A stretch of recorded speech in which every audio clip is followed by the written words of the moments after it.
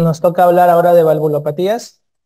Bien, para valvulopatías tenemos un esquema que nos puede ayudar a resumir, bastante práctico.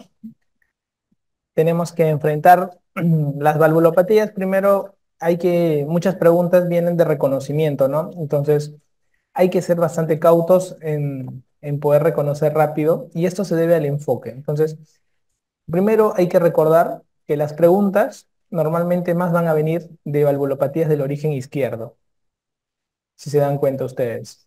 Es más preguntas del izquierdo que las del derecho. Entonces, esto es importante por un tema de rentabilidad, ¿no? Tenemos valvulopatía aórtica, nos preguntan más valvulopatía aórtica que valvulopatía mitral, ¿sí? Y nos preguntan más las estenosis aórtica que las insuficiencias.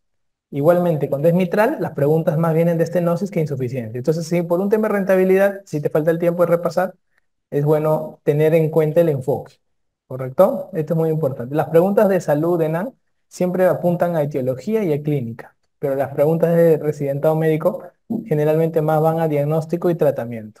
Entonces, vamos a entender el concepto. Cuando yo tengo una valvulopatía, todas van a terminar en un diagnóstico ecocardiográfico, ¿no? Y el tratamiento va a ser quirúrgico. Ya saben ustedes que la indicación del tratamiento, nosotros nos guiamos mucho del estado de severidad y clínica manifiesta. ¿Qué significa esto? Que no necesariamente porque la valvulopatía es severa en la ecocardiografía, significa que ya porque es severa hay que operarlo. O sea, no necesariamente. Hay manifestaciones clínicas que sí nos tienen que alarmar de que hay que operar. ¿Y esto por qué? Porque no todas las valvulopatías, el corazón, cuando está en este estado de severidad, digamos, está descompensado. El corazón se va compensando según avance el estado de la valvulopatía. Y hay corazones que viven 20, 30 años con estenosis aórtica severa y nunca se descompensaron. Y uno estudiaba y dice, ¿por qué? Y si tú lo operas, el pata se moría. Y decía, ¿pero por qué se murió? Porque se había compensado el circuito pulmonar cardíaco. Entonces, ahora se entiende de que cuando ya hay clínica, y la clínica cardinal de las valvulopatías, ¿cuál es? La disnea. Entonces, cuando normalmente ustedes vean en las valvulopatías, cuando el paciente tiene clínica y es severa, es indicación de cirugía, no pierdan tiempo. Ahora, con respecto a las intervenciones quirúrgicas, el recambio. Tenemos el recambio mecánico y biológico. La válvula mecánica es preferible en pacientes más jóvenes, ¿correcto? Pero en ellos lo malo es que tienes que anticoagular. En cambio, la válvula biológica es más preferible en gente mayor. Digamos, la ventaja es que no se anticoagula. Preguntas de examen, ¿correcto? Normalmente, hay algunos casos donde se puede generar plastía. La plastía es usar la misma válvula del paciente. Y para eso, para hacer plastía, se pueden utilizar en situaciones muy puntuales. En el Perú no se hace plastía, o sea, no hay tendencia a hacer plastía. Implica un reconocimiento muy profundo, sobre todo de la válvula que más hace plastía es de la insuficiencia, o sea, la patología de insuficiencia mitral. Hace plastía en insuficiencia mitral. ¿Ok? ¿Qué se hace en Perú? Mucho se hace lo que es dilatar un poco a los pacientes que tienen estenosis mitral y que tienen elevada comorbilidad. Ejemplo, tienen estenosis mitral severa y tienen 90 años y están con disnea. No te van a aguantar un recambio valvular. Entonces se le mete un valor percutáneo y se dilata. Esa plastía mitral se utiliza cuando el paciente tiene elevada comorbilidad. Eso van a ver ustedes en Perú. Y en el mundo lo que más se hace es plastía de insuficiencia mitral. ¿Correcto? Muy bien. Se habrán dado cuenta entonces que en Perú somos muy estenóticos, ¿no? Somos países estenóticos. Entonces esto ténganlo presente, ¿por qué? Porque la causa más frecuente de estenosis mitral, ¿cuál es? Fiebre reumática, ¿no? Entonces hay que tener eso en nuestra estadística para ver cómo nos va. Muy bien, chicos. Entonces, conocido este enfoque general, vamos a hablar ahora por cada válvula, ¿ya? Primero, ¿cómo reconocemos un robot valvular en una pregunta de examen? El soplo. El soplo es muy importante. Tiene que haber un tema de soplo. ¿Hay alguna cosa que en el soplo tengamos que, algo característico del soplo, que nos vaya a hacer pensar rápido en la válvula? ¿Ya? Vamos a comenzar por la estadística con la valvulopatía aórtica primero. Entonces, viene una pregunta de examen y nos ponen, ¿no? Que hay un soplo. Yo no sé qué soplo será, piensa, pero te ponen y te hablan de foco aórtico, ¿no? El foco aórtico. Cualquier soplo que suene más en el foco aórtico, tú dices, esa es válvula aórtica, correcto. Está bien tu lógica. Y si se irradia el cuello, altamente probable que estás en la estenosis aórtica. Entonces, así, estas dos palabritas son muy asociadas a responder preguntas de valvulopatía aórtica. ¿Correcto? Bien. Entonces, ¿cuál es la valvulopatía que más preguntan en la historia? La estenosis aórtica. Entonces, hablemos de la estenosis aórtica. La estenosis aórtica vamos a encontrar causas. ¿Cuáles son sus causas? La más frecuente es calcificación de la válvula aórtica que se ve en pacientes mayores de 70 años y en menores de 70 años, sobre todo la válvula aórtica bicúspide. La válvula aórtica tiene tres válvulas, pero cuando naces con dos, se llama aorta bicúspide. Entonces es una causa de estenosis en gente más joven. El paciente con estenosis aórtica puede debutar con clínica. La clínica más conocida es el famoso DAS, que es la disnea, la angina y el síncope. Palabras claves, disnea, angina y síncope. ¿Correcto? Entonces, muy importante el DAS. Entonces, palabra en preguntas de examen. Ninguna valvulopatía viene con síncope. Si tú ves un síncope en una pregunta de examen, ¿qué vas a marcar? Estenosis aórtica. Entonces, tienes que aprender a reconocer muy rápidamente los patrones. ¿Correcto? ¿El soplo es característico? Sí es característico. ¿Por qué? Porque tiene una irradiación carotidia. Un soplo de formación romboidal se caracteriza, pero sobre todo irradiación carotidia. ¿Sí? Un soplo sistólico al cuello. Entonces ya en mi cabeza se va quedando, ¿no? Das, me quedo a lo mucho con los años, de repente me olvido, pasan los años, me quedaré con síncope, ¿no? Y cuello. ¿No? Mira esas palabras así, ya, recontra robota, síncope cuello. ¿No? Tú ves una pregunta, síncope cuello, ese no es arte. ¿Qué tal la asociación rápida? ¿Ves? Así tienes que llegar. Todas las preguntas de examen siempre tienen una o dos, máximo tres palabras asociativas. El secreto está en cómo tú logras familiarizarte con ellas. Si yo te las doy para memorizar, yo te pongo una lista de 5.000 palabras asociativas. No te las vas a aprender. ¿Por qué? Porque para llegar a esa asociación hay que entender. Entonces, es mejor que yo te las dé así y ya luego tú te quedas con la asociación. Ahí entran las villapepas. ¿Sí? Ahora, vámonos a la insuficiencia aórtica. La insuficiencia aórtica no preguntan mucho en los exámenes. No preguntan. Tanto es así que lo único que preguntan es su epónimo. Van a encontrar el epónimo del Austin Flint. ¿Por qué? Porque dentro del soplo de la insuficiencia aórtica van a encontrar ustedes el famoso Austin Flint. ¿Ok? El famoso Austin Flint. Hay dos epónimos, entonces esto me lleva a hablarles de dos epónimos. La insuficiencia aórtica tiene su epónimo que es el Austin Flint y la insuficiencia pulmonar, la otra válvula, tiene su epónimo que es el Graham Still. ¿Sí? Como para que vamos en orden, entonces en tu mente va a estar, analogía, ¿no? Tipo examen de admisión en la universidad, ¿no? Analogía, ¿no? Entonces, ahora, preguntas que no han venido, pero que hay que saber por cultura general.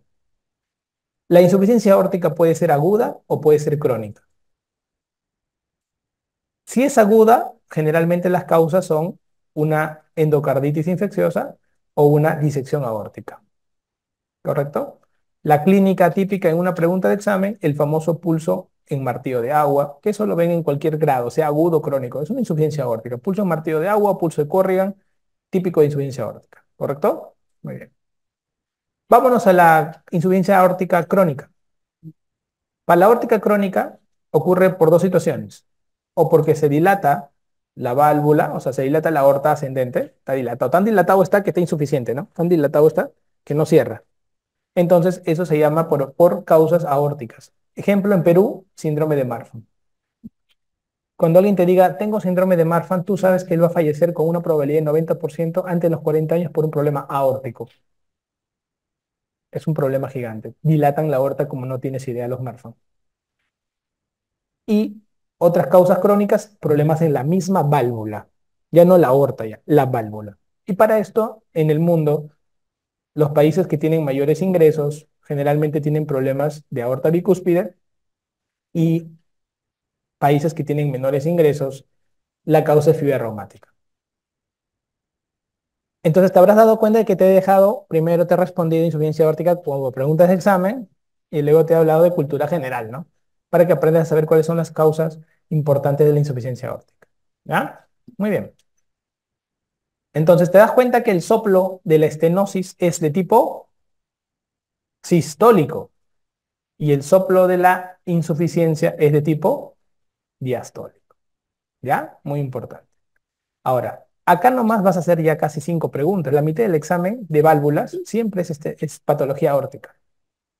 3, 4 preguntas son mitrales. Vamos ahora al mundo mitral. En el mundo mitral, palabras claves que tienen que venir a mi mente. Igual, foco de estudio para cualquier valvulopatía mitral. Más fuerte donde se escucha, en el ápex. Y la palabra secreta, la irradiación a la región axilar. ¿Quién la hace? La insuficiencia mitral. Entonces, cuando yo escuche, hay 2 lugares que irradian válvulas en pregunta. Cuello, estenosis aórtica marco, axila, insuficiencia mitral. Comencemos con la más preguntada en Perú, la estenosis mitral. Esta es la más preguntada en Perú. ¿Cuál es la más preguntada en el mundo? Insuficiencia mitral. Qué importante es saber la valvulopatía y el estado de tropicalización, ¿no? Para que ustedes dominen. En la estenosis mitral van a preguntarnos de todo, de todo. ¿Cuál es la causa? Fibra reumática. Y quiero que por favor se acuerden de la clínica.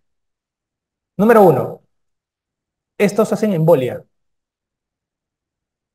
¿Por qué? Porque dilatan la aurícula y al dilatar la aurícula la transforman ¿qué? En proclive a hacer ¿qué? Fibrilación y hacen embolia. Entonces, ¿cuál es la valvulopatía que más embolígena? La estenosis mitral con fibrilación. Segundo, es la valvulopatía que más hemoptisis hace. Mira, 2 preguntas de examen de cajón. ¿Por qué? Porque congestionan los vasos pulmonares y el paciente tose sangre y la ponen en diagnóstico diferencial de TB. Y el soplo es el soplo más preguntado por sus características. Si ustedes ven un soplo que le pongan chasquido, retumbo y refuerzo, marca estenosis mitral. Chasquido de apertura, retumbo diastólico y refuerzo porque la última etapa de la diástole, la contracción auricular es tan fuerte que se ve ese refuerzo. Le llaman también refuerzo presistólico. Entonces, estas preguntas nos van a hacer de cajón y tú tienes que marcar estenosis mitral. ¿Correcto? Muy bien. Ahora, vayamos a la valvulopatía izquierda menos preguntada de las 4 en Perú. Si la diastólica dominaba el foco, el soplo diastólico era de estenosis mitral, el soplo sistólico será de la insuficiencia mitral. ¿Correcto? Ahora, puntual, puntual.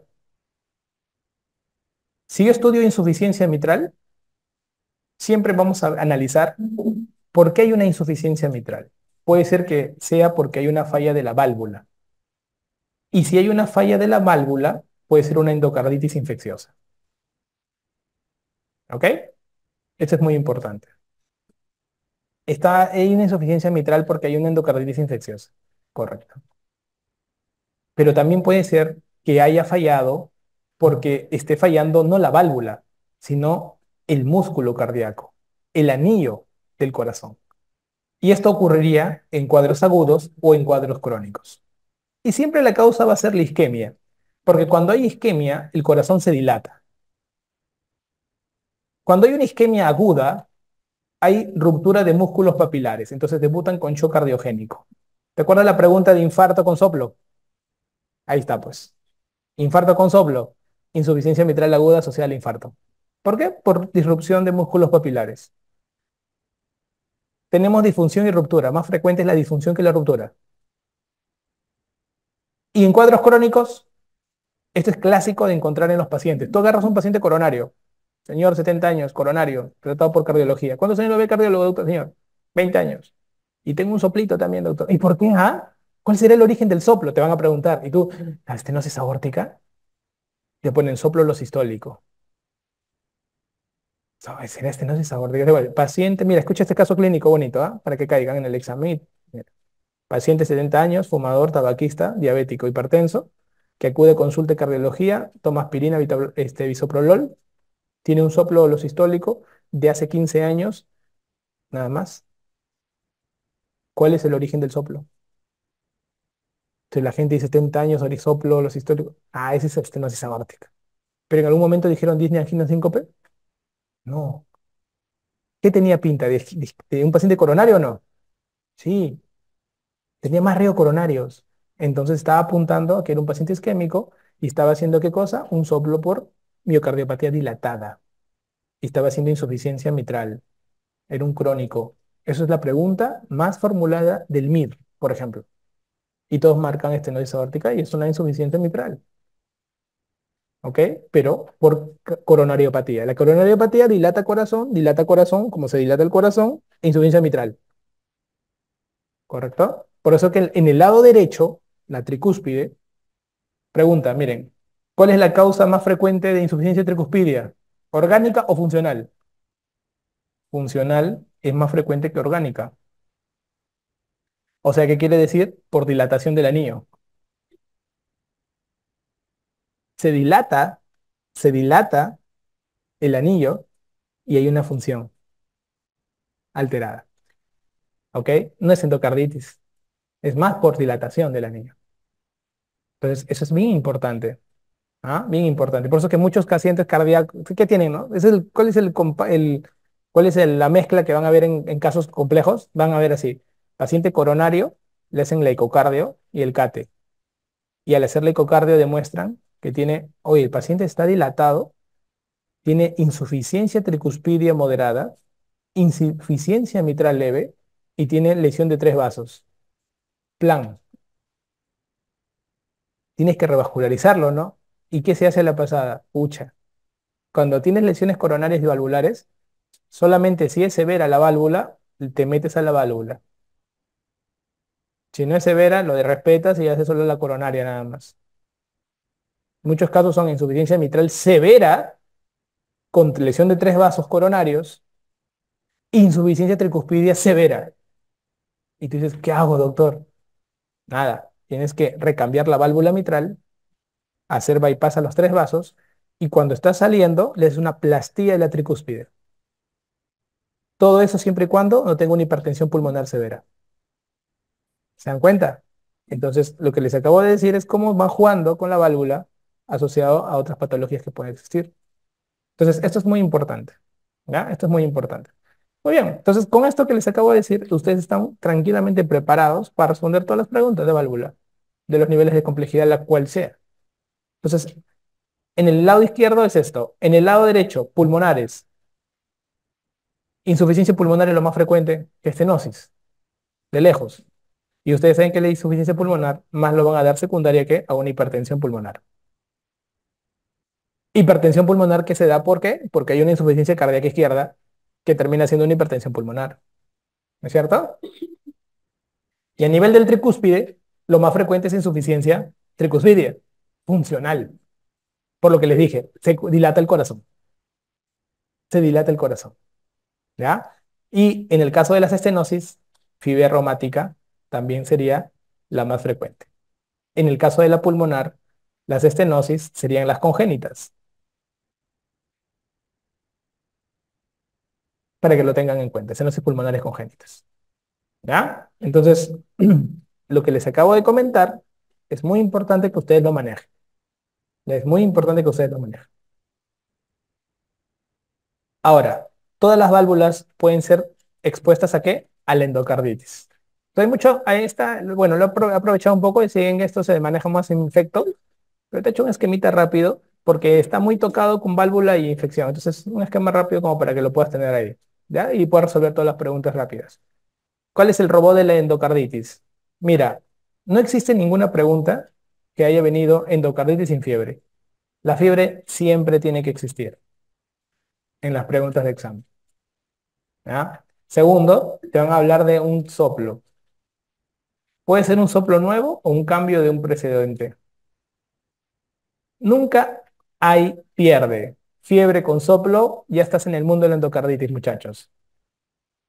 Luego piensa en el foco. Para el foco, te lo he estudiado así. Puede ser que estés ante una válvula nativa o una válvula protésica. Por ejemplo, ponte a pensar, si yo tengo una válvula nativa, puede ser que tenga una endocarditis aguda o una endocarditis subaguda. Para preguntas de examen, manejen este esquema. Las endocarditis agudas, Staphylococcus aureus es el papi, definitivamente. Gana en realidad en todo. Sea agudo o subagudo, gana en la práctica en todo, ¿eh? Guarda todos los estudios, ¿eh? Pero para preguntas de examen tenemos que hacer lo siguiente. Aguda, Staphylococcus aureus, subaguda, viridans. Y cuando hablen ustedes de viridans con D de diente, viridans con D de diente, acuérdate, viridans con D de diente, procedimientos dentales. Y el Staphylococcus aureus, problemas con drogas y con dispositivos. Entonces, ¿qué estás aprendiendo acá? Que estás analizando de que hay mucha D metida aquí, ¿no? Ojo, ¿ya? Dispositivos como cuáles, marcapasos, desfibriladores autoimplantables, para que lo puedas asociar. Este es un grupo de preguntas interesantes que vienen normalmente, para que te van a preguntar, ¿no? La etiología probable de acuerdo al foco. Si la válvula es protésica, se llama temprana o tardía, acá está.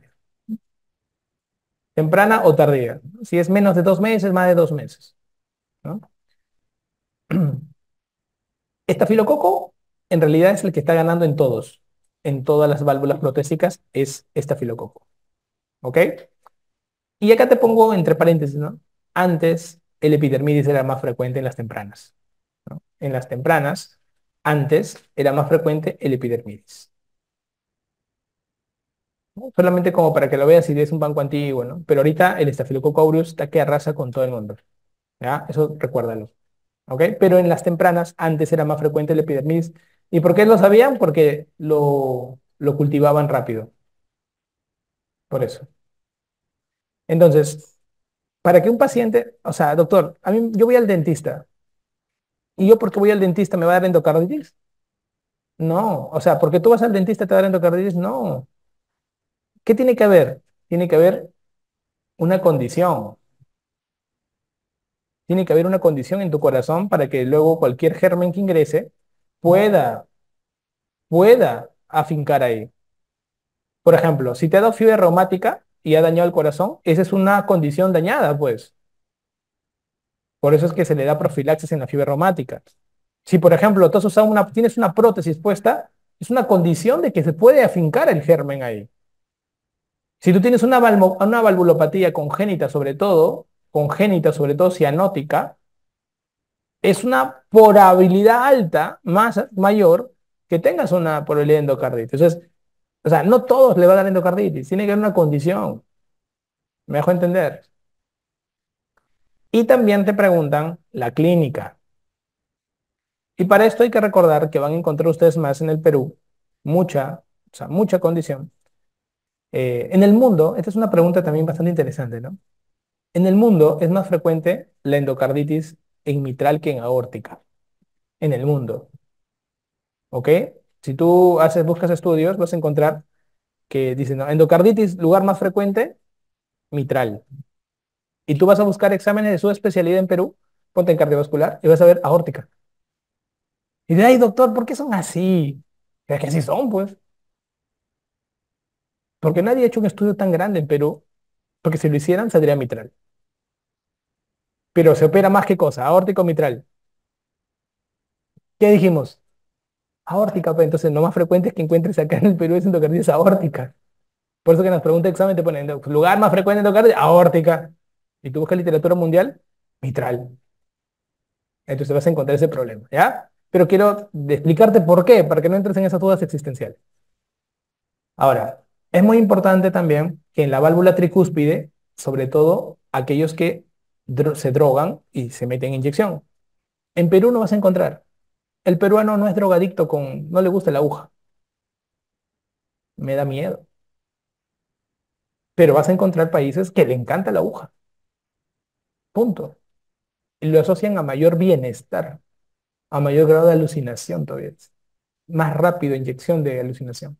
Por eso lo hacen. No es porque le gusta que se pinche.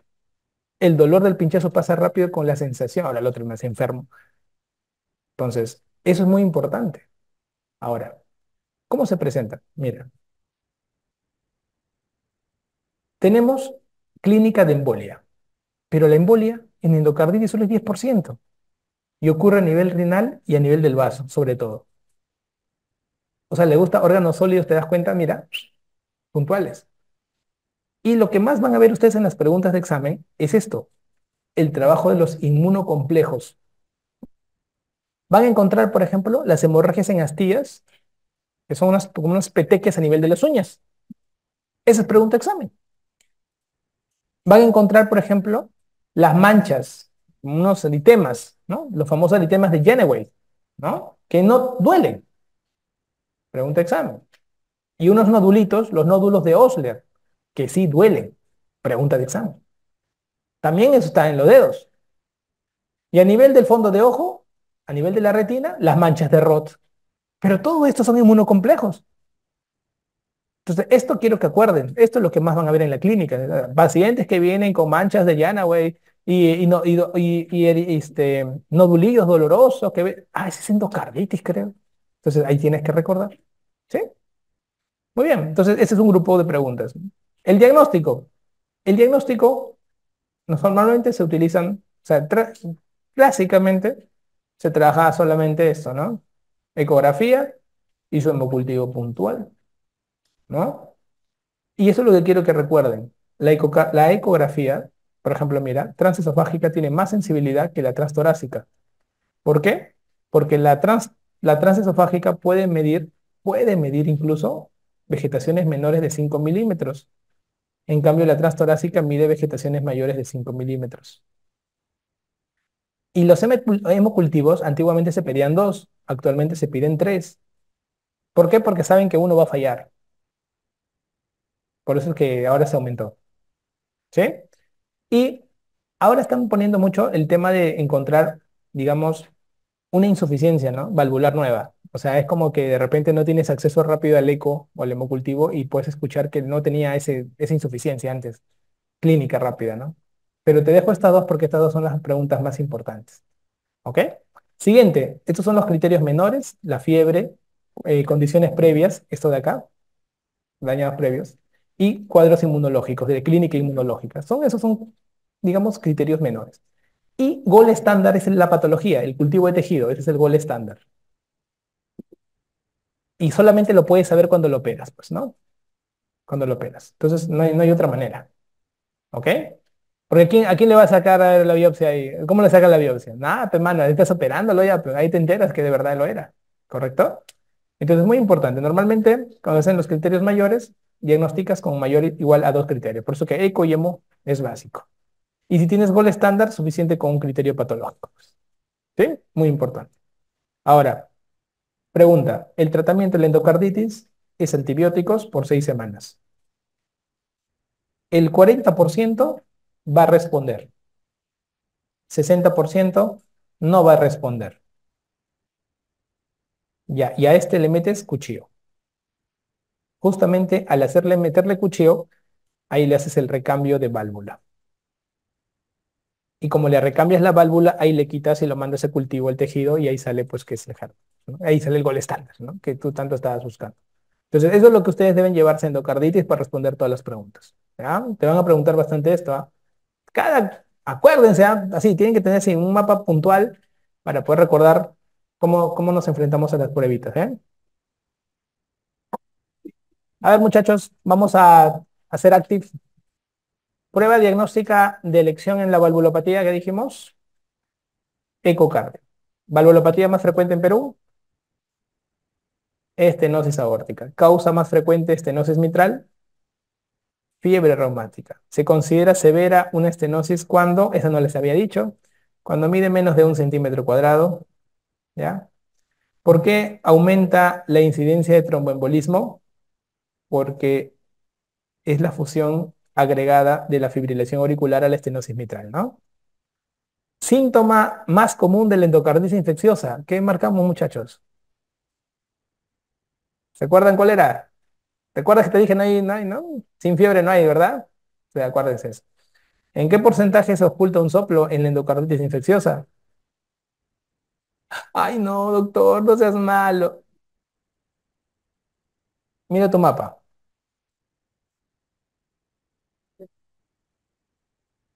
Ay, doctor, estaba ahí, ¿no? Pero yo toda la vida te digo, pero tú lo pasas por alto, ¿ya? Entonces acuérdate, ¿no?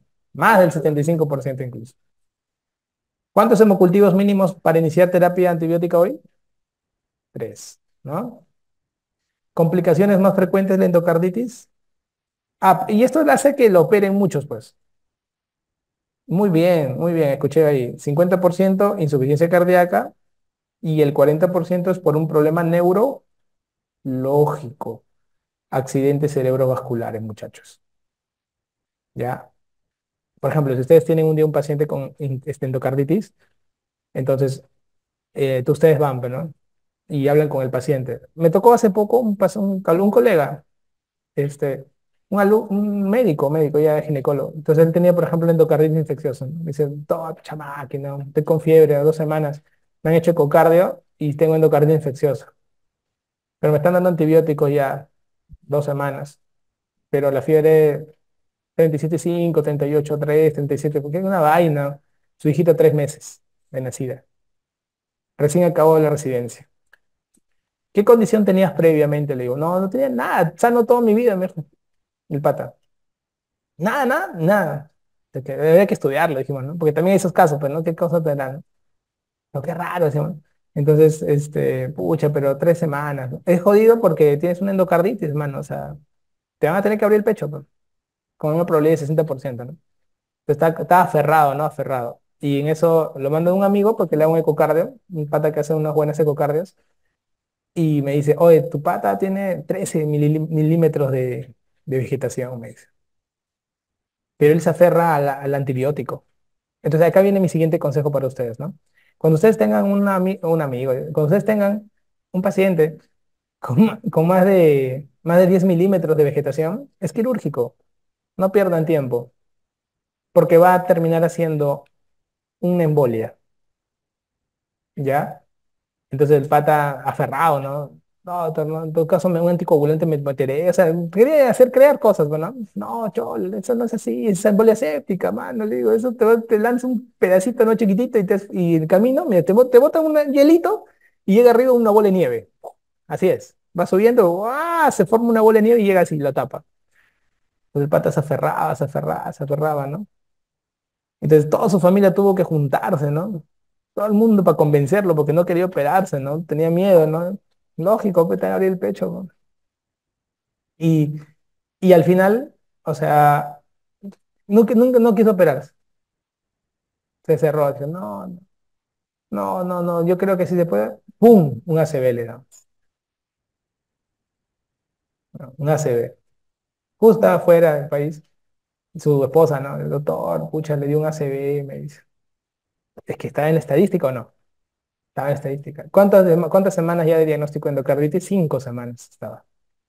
Porque normalmente cuando te dan 6 semanas de tratamiento, ¿verdad? Entonces está 5 semanas y tú vas a esperar 6 semanas. Chucha, ya. Entonces, qué pena. Entonces ahora hay que operarlo. ¿Lo operas o no lo operas? Es un ácido isquémico, ¿no? El pata está postrado, sigue la fiebre, sigue el antibiótico, pero ya comprometiste más el tema. Entonces tienes que operarlo y ahí tienes que tomar ya, o cambian tus escenarios, ¿no? Ya no es el mismo escenario, ¿no? Y el paciente comenzó a hacer congestión pulmonar, siendo joven. O sea, la vegetación ahora medía 23 milímetros. O sea, quiero dejarles a ustedes como enseñanza, ¿no? Cuando vean más de 10 operen y usen todo su poder. Después yo me lamentaba, ¿no? Porque decía, creo que me faltó más poder de convencimiento, ¿no? Porque en realidad es bien complicado convencer a tu colega. Yo convenzo a los pacientes, pero es bien difícil a un colega convencerlo, ¿no? Porque se supone que él te entiende, ¿no? Entonces, ¿cómo vas a convencerlo de algo que se supone lo entiende? Pero a veces cuando es tu cuerpo es bien difícil, ¿verdad? Entonces, eso quédense con esa enseñanza, ¿no? Al final se tuvo que operar, se hizo todo. Al final, todo excelente, pero quedó con secuela, ¿no? ¿Me entienden? Entonces está en todo ese proceso, ¿no? Entonces, ustedes llévense eso como nunca, se me quedó marcado, porque yo con los pacientes ni siquiera hasta les engañaba, ¿no? sea, tenían 9 milímetros. Señora, mañana se muere, ¿eh? Se operaban. Y evitaba, ¿no? Y con un colega de 13 como no fui tan agresivo, ¿no? Fui como que lo dejé, ¿no? De eso también me enseñó, ¿no? Ahora si yo los veo a ustedes, ¿no? Con 11 le digo, ya estás muerto, pues. Son cosas que como médico tú vas madurando, ¿verdad? Entonces es importante. Entonces, ocultación característica de la estenosis mitral. ¿Qué marcarían ahí? Acá es lo que más preguntan, ¿no? Entonces, chasquido de apertura más retumbo diastólico más refuerzo presistólico, ¿no? ¿Se acuerdan? Auscultación en la insuficiencia mitral, ese es nunca pierdan, ¿ah? Soplo o lo sistólico, ¿verdad? Más la irradiación axilar, ¿no? ¿Cuál es la clínica más frecuente de prolapso? Ah, esta es buena porque cuando hay prolapso, se cae la válvula, ¿no? Es un soplo diastólico. Su clínica más frecuente es asintomático, ¿no? El paciente no lo sabe, asintomático. La otra es un alumno, ¿no? El prolapso, ¿cómo se presenta? Te viene como hincada, ¿no? Como zapateo, o sea, como si fuera una arritmia. Así te viene el prolapso. Pero él, entonces él hizo un holter, ¿no? Y en el holter salió normal. Digo, usted es normal, doctor, pero cada vez que veo un simulacro, me viene la zapateada. Y el cardiólogo dice, usted está loco, está normal tu holter. Entonces, como yo estoy enseñando en la clase, su amigo que había escuchado la clase, oye, date un ecocardio. Y tú un ecocardio, prolapso válvula mitral tenés. ¿Entienden, no? ¿Se acuérdense? Siempre tienen que pensarlo. ¿Ya? Y el cardiólogo le había dicho, está loco. Tratamiento médico del prolapso mitral. Normalmente, como es sintomático, no le damos nada, pero cuando hay que darle algo, beta bloqueante. ¿Ya? Y tú sabes que cuando te da molestia, pues los síntomas son las palpitaciones, pues, ¿no? Síntomas más frecuentes de la estenosis aórtica, chicos, DAS, ¿no? Disney angina síncope, ¿no? ¿Cómo es el pulso de la estenosis aórtica? ¿Se acuerdan así? Un pulso medio, el famoso pulso parvus, parvus tardus, ¿verdad, muchachos? Auscultación de la estenosis aórtica, una auscultación romboidal, ¿no? Sí, romboidal, ¿no? Que tiene una irradiación a la zona carotidia, ¿verdad, muchachos? Muy bien. Causa más frecuente de insuficiencia aórtica aguda y crónica, ¿no?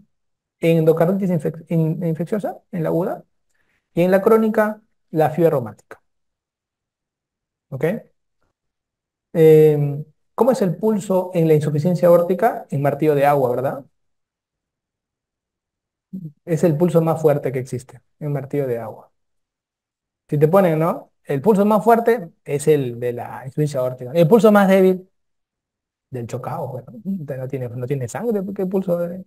¿Ah? ¿Por qué se produce el soplo de Austin Flint? Por una insuficiencia aórtica, ¿verdad? ¿Qué pasa? Que la sangre va como que evita, como chorrea, evita la apertura, ¿no? ¿De quién? De la válvula anterior mitral. Entonces, como que la válvula anterior mitral quiere abrirse ¡guau! Para que se llene y no se puede ver porque está que chorrea de la válvula aórtica que está chorreando y no la deja abrirse. Y ahí se escucha el Austin Flint. Por eso que se escucha en la parte diastólica. Causa más frecuente de insuficiencia tricuspidia orgánica, ¿no? Si nosotros hablamos de orgánica, ¿qué hablaríamos? Insuficiencia orgánica, dilatas, dilatas, ¿no? Dilatación. Ante una insuficiencia tricuspidia, ¿qué debemos sospechar? ¿Qué pensaríamos? Ah, pero está al revés, muchachos. No me. Orgánica. ¿Te acuerdas que les dije orgánica? Que se valve. Orgánica, cuando le pregunten, es que falla la válvula. Funcional es que falla el anillo. Entonces, en orgánica es la válvula tricúspide. Y si es una insuficiencia de solo la válvula, es endocarditis infecciosa.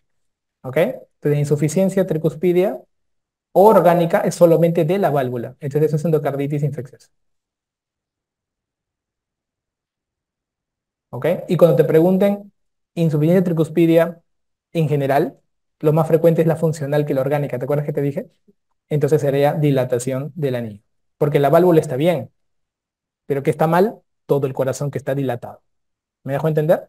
¿Sí? Entonces siempre en funcional se dilata toda la vaina. La válvula está bonita, pero el anillo está dilatado. Por eso, ¿qué hacemos nosotros? Le colocamos un anillo. O sea, está todo el aparato tricuspidio, pero está dilatado. Toda la válvula está bonita la válvula. ¿Pero qué se hace? ¿No? Está así. ¿Qué se hace? Le ponemos acá unos puntos y como que le ajustamos todo, ¿no? En letra C, como una letra C viene como una prótesis chiquitita y ajustamos y ¡uah! Lo acerca. Eso se llama plastía tricuspidia con anillo. Etiología más frecuente de la estenosis pulmonar, que dijimos que es de tipo congénita, ¿no? Congénita. No la van a ver en otro. Congénitas. ¿Cómo se llama el soplo de la insuficiencia pulmonar? El soplo de Graham Still, ¿no? Causa principal de insuficiencia pulmonar, que dijimos, hipertensión pulmonar, ¿no? Y secundaria, ¿qué es lo más frecuente? Claro, insuficiencia cardíaca izquierda, ¿no? Te congestiona, pulmón. El pulmón, ¿qué hace cuando tiene mucha sangre? Se protege, se cierra. El pulmón cuando tiene mucha sangre, se protege, se cierra. Y al cerrarse, hace hipertensión pulmonar. Nunca se olviden la fórmula universal de cualquier cosa. Presión arterial, ¿recuerdan? Gasto cardíaco por resistencia vascular periférica. Ya, pues. En pulmón aplica la misma fórmula. Entonces, en pulmón, ¿qué hace? Aumenta su resistencia, porque producto de que hay más congestión, aumenta su resistencia. Y eso hace que aumente su presión el pulmón también. Por eso que hay hipertensión pulmonar secundaria, aumento de la congestión. ¿Ya? La prótesis metálica de elección en la actualidad es carbón pirolita, así se llama. No creo que le pregunten algo tan específico. Indicaciones de la bioprótesis. Mira, edad aumentada. Otra, pacientes que no deberían tomar anticoagulación. En estos casos, por ejemplo, las gestantes, ¿no? Si es una mujer joven que tiene fiebre reumática, por ejemplo, ha hecho un cuadro de estenosis mitral severa, tiene 39 años, agarró fiebre reumática a los 12, 13 años, mal curada, y quiere tener su chibolo. No le puedes poner válvula mecánica porque vas a tener que anticoagularla, ¿verdad? Entonces ella dice, ponme bioprótesis. Pero el problema de la bioprótesis, por eso se llama bio, porque se degenera. Entonces te dura poco tiempo, dura 15 años. Entonces tú tienes que explicarle que te voy a poner una bioprótesis, vas a tener tu chivolo normal, pero de acá a 15 años te van a tener que abrir el pecho de nuevo para sacarte la válvula y meterte otra válvula. Y el paciente tiene que tomar la decisión. Y si ella acepta eso, se tiene que hacer. ¿Ya? No se le puede engañar al paciente y no le puedes quitar la... No le puedes quitar eso, que es un derecho. ¿Entienden? Entonces es muy importante que lo sepan. ¿Ya? Se los digo porque un residente le hizo firmar a una paciente, o sea, porque no había prótesis en un hospital. Dijo, y quería operar, ¿no? Y le hizo firmar lo que había, ¿no? Y luego de eso, toma anticoagulante. Y al año del control, la gestante le pregunta a su médico, ¿cuándo podría ya comenzar a encargar? ¿A encargar qué? Le dijo. No, es que ella quiere encargar un bebé. Pero, ¿para quién? Para mí. Pero si tú no puedes, estás tomando anticoagulante por vida. Ah, sí. Pero yo no, yo quiero tener mi hijo. Entonces se puso en un plan. Te investigaron el caso así, además no poder. Y la señora, no te imaginas, hasta el consentimiento informado, todo detallado. Llegaron, expulgaron al residente, todo. Entonces, les cuento esto porque siempre, ¿no? Siempre hay momentos para evitar un montón de juicios, ¿ya?